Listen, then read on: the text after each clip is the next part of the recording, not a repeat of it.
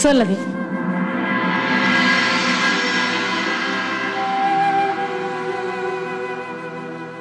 बैस बैस.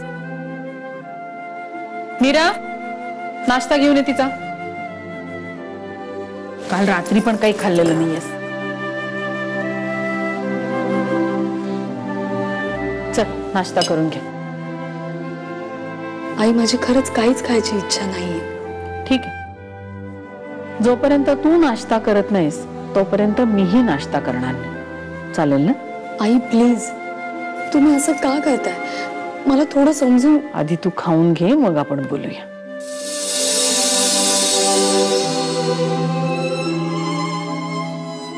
आई, यांचा नाश्ता झाला का? मावशी, सत्यजित कुठे गेला सकाळी सकाळी? कुठे म्हणजे? असेल ना इथेच. अगं तो नाहीये घरात, त्याची गाडी पण नाहीये. बापरे, रागाच्या भरात हे असे तडकाफडकी कुठे गेले असतील? आई, मंजिरी, कुठे गेलाय ते मला माहित नाहीये, पण बघू आपण. मी फोन करून बघू का त्यांना?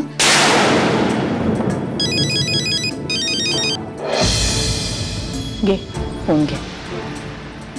हो.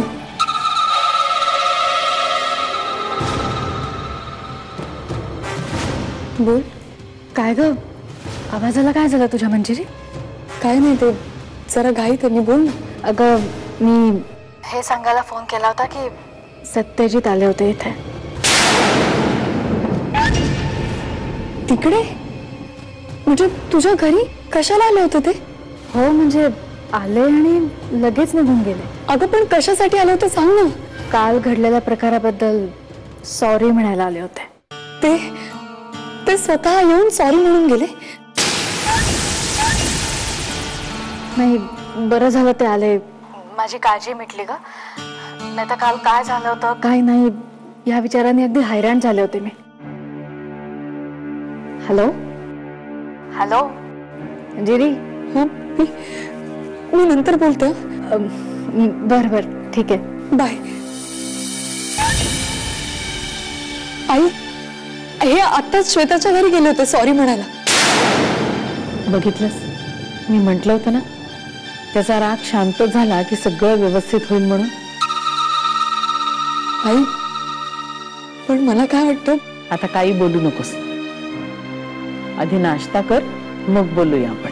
आई, मी त्यांना फोन करू का? प्रिया, मंजिरीचा नाश्ता 20 मिनिटात संपायला हवा आणि ही जबाबदारी तुझी.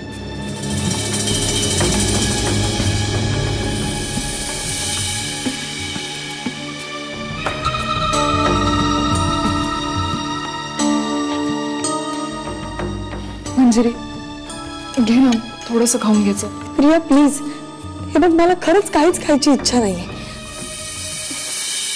अगं पण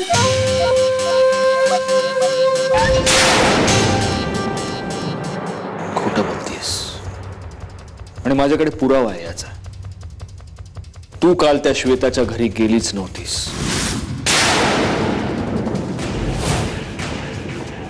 आणि हे मला एका अशा व्यक्तीकडून कळलंय